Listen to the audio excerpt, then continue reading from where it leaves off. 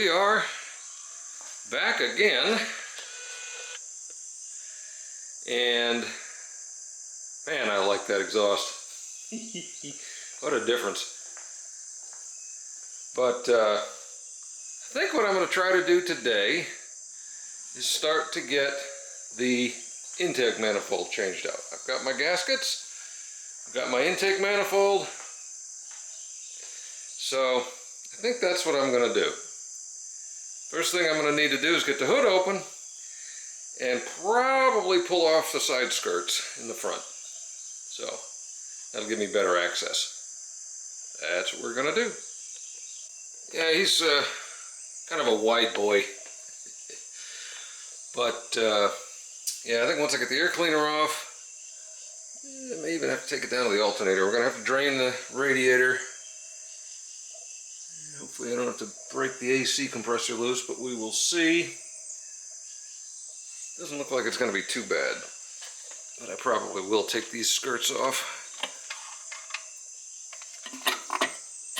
And there it is, the venerable Holley 4010, which is a really neat carburetor because the top comes off, so you don't spill any gas if you have to change the jets.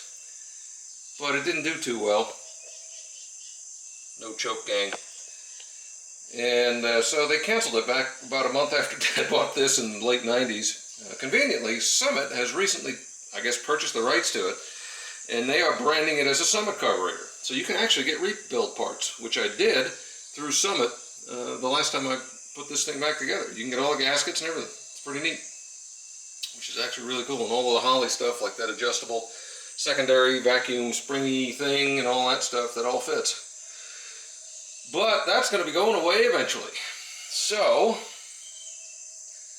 I'm going to pull the whole ignition system off because it's bolted to the manifold.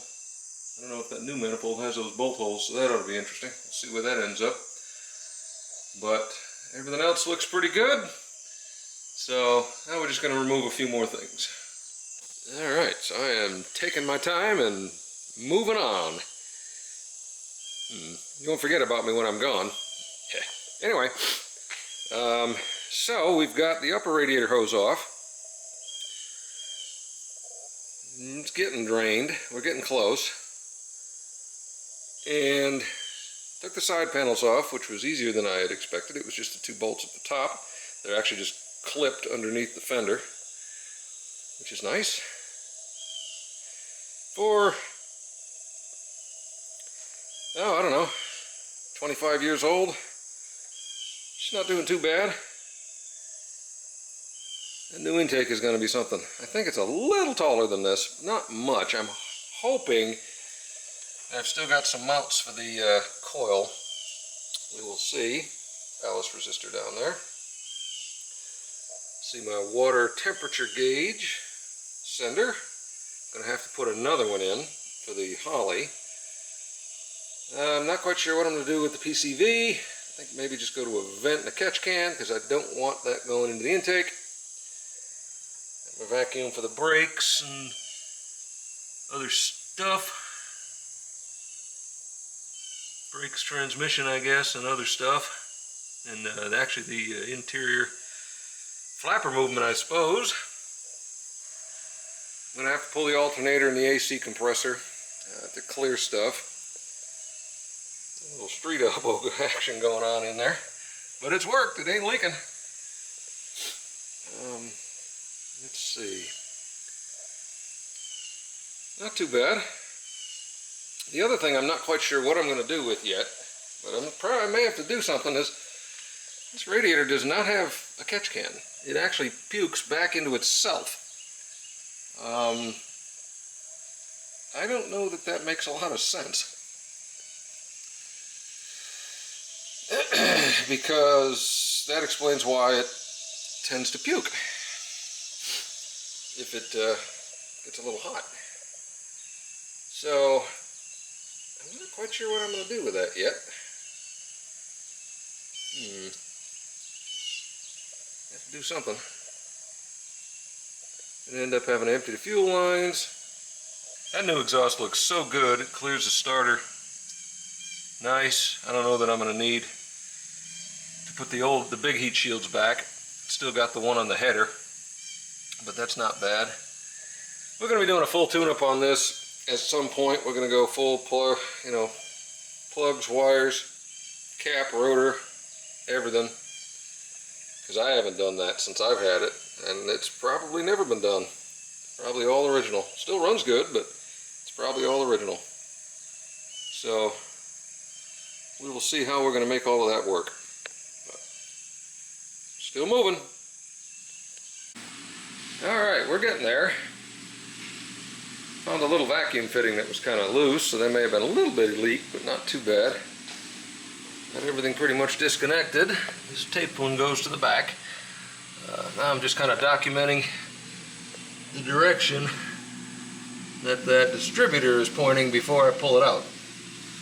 That's going to be entertaining if I screw that up, because I don't want to screw that up. So pointing kind of at that stub there, but we'll see what the other intake manifold looks like. Here it is, straight on from the front, pointing at about the 6:30 to 7 o'clock position. So, alright, we're going to loosen up the clamp, pull that bad boy out of there. Alright, she's out. Another thing I'm going to have to do is measure the thickness and the location of that mounting boss on the new intake. I don't know if this is adjustable. Doesn't look like it. But got to make sure that the engagement depth is correct. Make sure it's in the oil pump first of all, and then that it's going to turn from the cam when she goes back together. So that'll be fun. But we're getting there. I think now I'm going to try to do this without taking the pumps off and the alternator. I don't think I need to take the alternator, that'll clear, but the little heater hose connection down there might be interesting, and clearing the AC. But we will see. So now we're just going to blow all the intake manifold bolts off and go from there. Alright, all the bolts are out. I was actually able to get them all. No real issues. And I don't think I see anything bolted to anything. So now I'm going to try to pop that loose, see what happens. Using one of my DeWalt pry bars.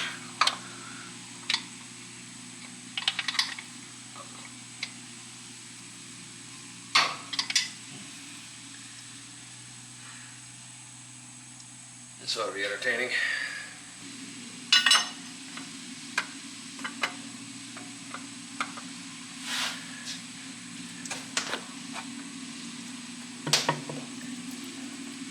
Nope, stupid, you got one bolt left. I knew I was missing one. I wondered why one side only had 7. Duh. Ta-da! Those back two were longer than the rest of them. I wonder what happened there. But I think she's loose. Oh yeah. Okay, that wasn't so bad. Wow. It's amazing how well things come apart when you remove all the fasteners. I should have known there wouldn't be 7 on one side and 8 on the other. Alright, let's see if we can do this. Oh, making a ridiculous mess. Yeah.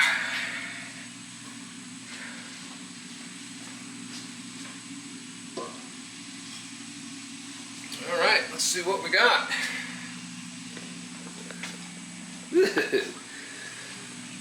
Yowza. Well, the water passages aren't the happiest, but that little tray looks pretty damn clean. I'm happy with that. It's interesting. Okay, so I'm going to wipe that up a little bit, plug up that hole down to the cam, get my vacuum, try to get out some of that stuff.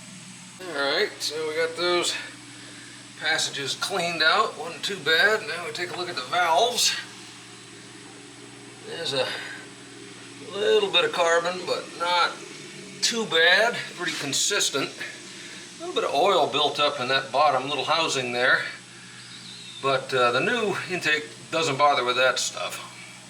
No need to heat the intake with the exhaust, so that's getting blocked off, and shouldn't matter on both sides. But yeah, so now we're just going to keep scraping the heads a little bit. These are iron heads, so that's an improvement for later. But we'll scrape these a little bit and vacuum it out, and then we'll break out the new intake manifold. Alright, there's two intake manifolds. Looks pretty good. Got my vacuum port, although I don't know if my vacuum T is going to go in that given where it is. I got a couple of plugs for these water passages, although I could probably put a temperature sensor back there. But those water passages that I cleaned out in the back are blocked off. But so are these over here. I hadn't even realized that there's nothing in there where they go. So that's why it gets all junky, is because it's just stagnant back there. So that's interesting. Looks like I'm going to have to pull the stud. And got my water outlets up front. Everything else looks about the same. As far as attachment, very cool. Very cool. And really, it's not too much taller, maybe a ½ inch than this. So this isn't a terrible intake manifold. But you can see the runner design is quite different, especially for the bottom. And then the air gap should keep it cooler, and then isolating that exhaust backflow should make a big difference too.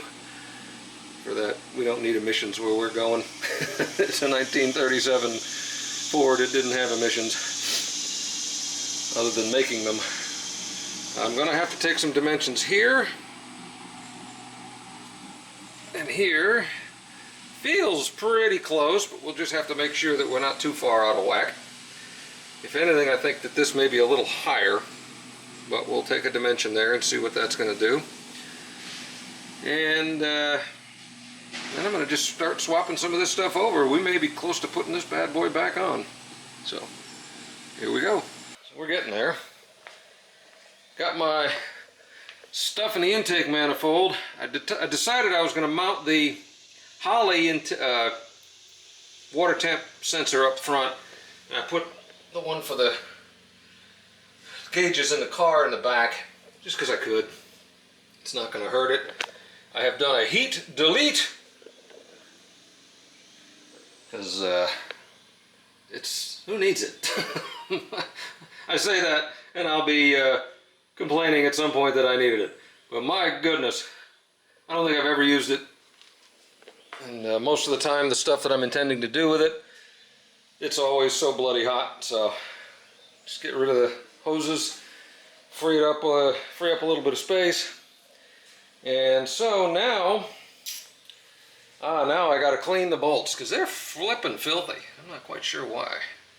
But yeah, I'm going to soak all the hardware in some degreaser and see what we can do. Well, that gasket was an utter failure. 'Twas not correct. I should have known better. Because had I really looked at it, I would have seen there was some holes missing that didn't line up. But anyway, I was able to read the numbers on the gasket that came out of it, and it was one of these. Found one of those. The only difference is it doesn't really have block-off plates there, but the intake manifold should take care of that in and of itself. So we cleaned all of that up real quick before all of the goo hardened. Now we're going to set that gasket on there, figure it out. See if we can get this damn manifold installed. Alright, she's on and torqued. So now, I'm going to try to get the distributor in, which ought to be interesting. I did measure it. I never realized they were at an angle, that the distributors were at an angle in the intake manifold. They sure are. But it looks very, very close, you know, within a few thou. from what I can tell. So we're going to put a new gasket on the distributor and try to get her stuck in there. Alright, got her dropped in. Looked like it went pretty good. Seems like it's bottomed out on the shoulder, like it should be. So, let's see how that works. I may have to retime it a little bit because I don't quite remember where the vacuum bell was pointing, so the timing itself may be off a little bit. But, that's back. So I think I'm going to put the ignition box back, which is kind of nice because I do have those two little screw holes. So that's neat. Now it has the holes, but they're a little bit closer to the distributor than the other one. So I'm going to have to come up with something, maybe remake that bracket. But I'm going to bolt it down with the one that I can use just to make sure she's running. And we'll fix that later. Alright, well, I think I got it back together enough where, if I'm right, it might start. So there's no water in it, so this is just a dumb check to make sure I'm close on the timing and that it has oil pressure. So, let's see what happens.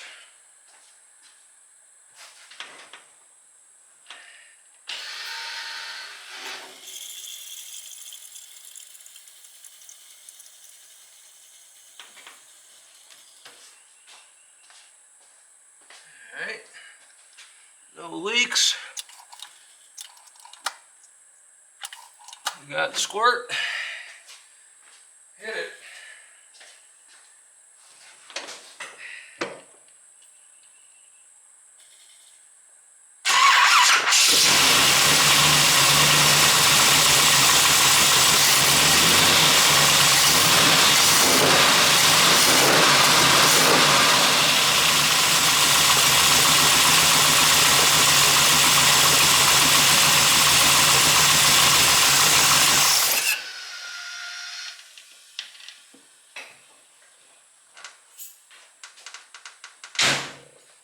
Okay, I'd say that's a success. I think the timing is a little advanced. Kind of struggled there before it kicked over. But we will reset that eventually. But it started, sounded like it was firing on all the cylinders. I don't see any fuel leaks. It was idling fast. Again, I think the timing's advanced. It was idling about 840 where it should have been about 600 at this temperature. But yeah, we had oil pressure. Temperature gauge came up, or showing ambient 92 or whatever the heck it is out here. So, I think that's it for tonight. And we're going to finish this mess, get it all back together, and finish it up tomorrow, because it's hot. Alright, we're back at it again. Got a few things fixed. Got a new little water hose for going from underneath the water neck to the top of the water pump, because this one's a little bit higher. The old short one wouldn't work. Got a kind of a reusable gasket for the water neck. Had to file the water neck down a bit. It was kind of bent a little bit around the ears, so I tried to flatten that out as much as possible. Currently the system is full. I filled the block before I put the thermostat and water neck on, and I don't have any atmospheric leaks, and now it's filled up to the top of the neck with a fill cap, so we will see what happens. I was able to reroute those wires that were down near my exhaust. Turns out those were for the, whatever this is, the starter circuit. So they've been rerouted. I had to move a ground to a bolt that's just in the head for filling a hole. So hopefully that works. I put a piece of rubber hose around the wires down there to act as some loom. Keep the direct heat of the headers away, but sure, we'll see how she goes. Everything looks pretty good so far. Got the timing light set up, and I also was able to drill some more holes in this bracket and then carve it out a little bit down here to get around the runner and get that solid mounted again.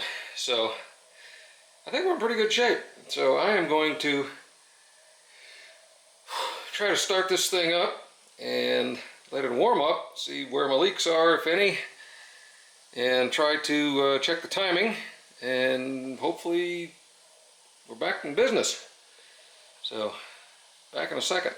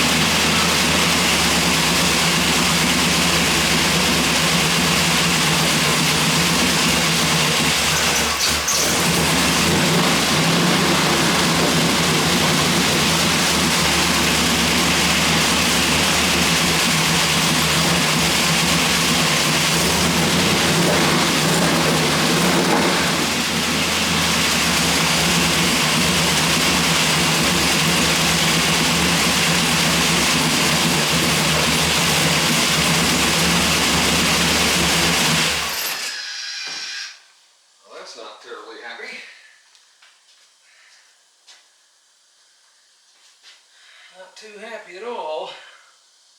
I'm going to leave the timing off right where it is for now. I got something else going on. I don't know whether it's a vacuum leak. That's what I'm thinking. That's what I fear. Don't see any disconnected hoses. All good. Whoop. Header's hot. Alright, let's try that again.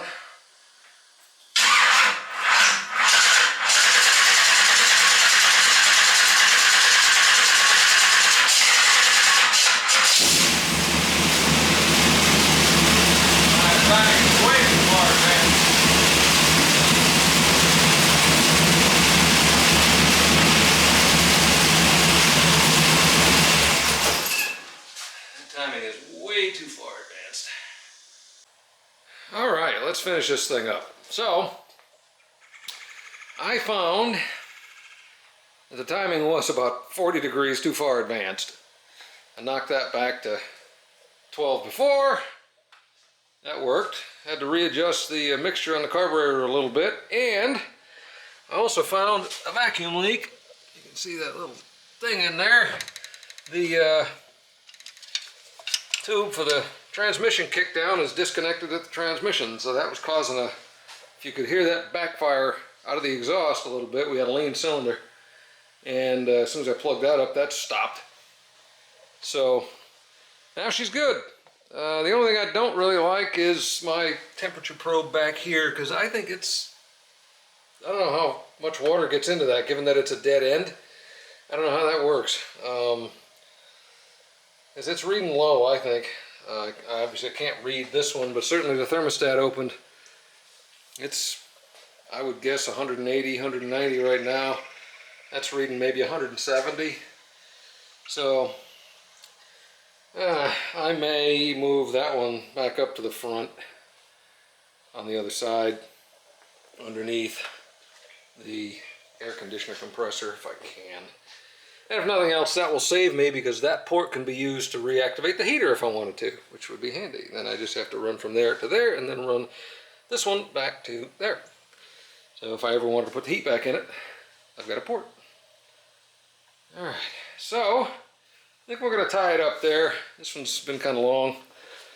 But intake, well, we'll start it just to, for grins and giggles.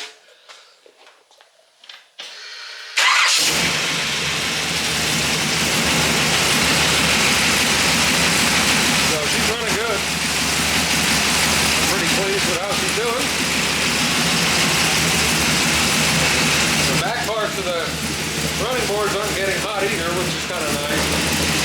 This area here is a little warm, even with the wrap, so I am going to have to put some reflective covering underneath that, but it's doing better than I had expected at this point. So she's good. Next thing I think we're going to start doing, some little tie-up stuff, and some reflective stuff underneath there for the exhaust. And then I got to drop the fuel tank, figure out what I'm going to do back there, which I got an idea, but we'll see what I do with it. Hope you're all having a good day. Talk to y'all later. Take care.